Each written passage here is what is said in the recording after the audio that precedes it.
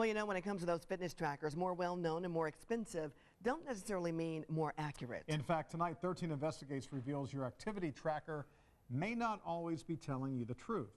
Our senior investigative reporter, Bob Siegel, shows you what works, what doesn't, and why the numbers simply don't add up. Whether she's working out or studying between classes, Alexis Sutter is tracking her every movement.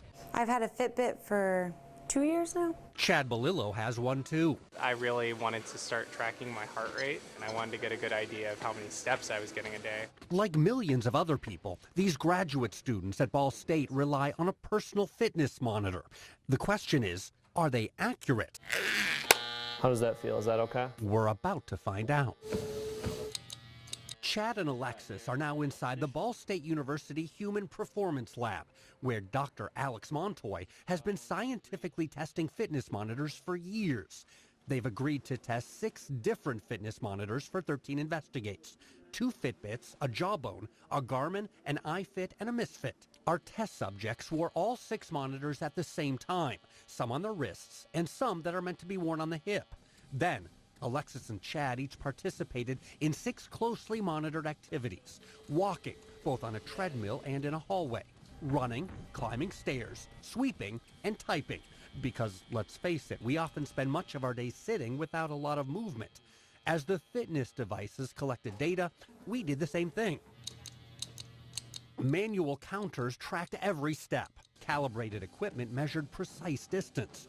Portable medical devices constantly calculated calories burned as well as heart rate. In other words, we measured everything and recorded the data. And now for the results. We'll begin with some good news. The monitors tended to be pretty accurate as far as the step counting function. Take a look. Alexis took 567 steps while walking on the treadmill. The numbers from the fitness trackers were all within 20 steps of that. And when Chad was jogging, he took 748 steps. Most of the monitors were only a few steps off. During walking and jogging, most of the monitors were accurate within 2 or 3%. And Dr. Montoy says that's pretty amazing. We kind of consider 10% as a threshold. If you can get within 10% of the actual steps taken or calories burned, you're doing pretty well. Most of the monitors also did pretty well counting steps on stairs. But for sweeping, that didn't go so well. Alexis and Chad took more than 350 combined steps while sweeping in the lab. But the Fitbit Zip counted zip. That's right, it didn't detect a single step. And the Fitbit Charge HR, it overcounted steps by a lot. 3578 steps. Still, tracking steps overall was pretty good for most of the monitors. And Dr. Montoy says that's important. A step is the first thing the monitors are designed to detect. And if the steps are wrong, the calories or the distance is certainly going to be wrong because you're not even starting with the right data. 1.54 miles. Calculating distance was not quite as good. Some of the monitors estimated too high, others too low. Overall, the distance calculated was about 14% off, which means if you walk 7 miles, your fitness tracker might try and tell you you walked only 6 or maybe 8 instead. That's not great. Ideally, we'd like to be a little bit closer than that. But researchers say it's not horrible either. Calories, 2172. What is horrible is how poorly these fitness monitors track calories. These numbers are terrible. I absolutely agree with you. I think that this probably will surprise people a little bit. Most of the monitors grossly over-reported the number of calories actually burned. The metabolic analyzer that's recording Chad's breathing, it shows Chad burned 28 calories while walking in that hallway. But the fitness monitors all said he burned a lot more than that. On average, even the best fitness tracker was off by a whopping 30% on calories burned, and some were a lot worse. Isn't that completely useless? I don't think there's a lot of value in it. 1,258 calories. They're not even close. Let me put that in perspective for you. An average adult burns about 2,000 calories a day. If your fitness tracker overestimates by 30%, it's telling you you burned an extra 600 calories a day you didn't actually burn. That's off by 18,000 calories, or 5 pounds every month. Put another way, your fitness tracker's telling you you burned off 33 Big Macs when we all know you really didn't. The fact that it doesn't work well is a bit problematic if people are using these devices to try to measure how many calories they're burning so that they know how much to eat. People could be eating too much. So what about heart rate? It's a feature that will cost you extra.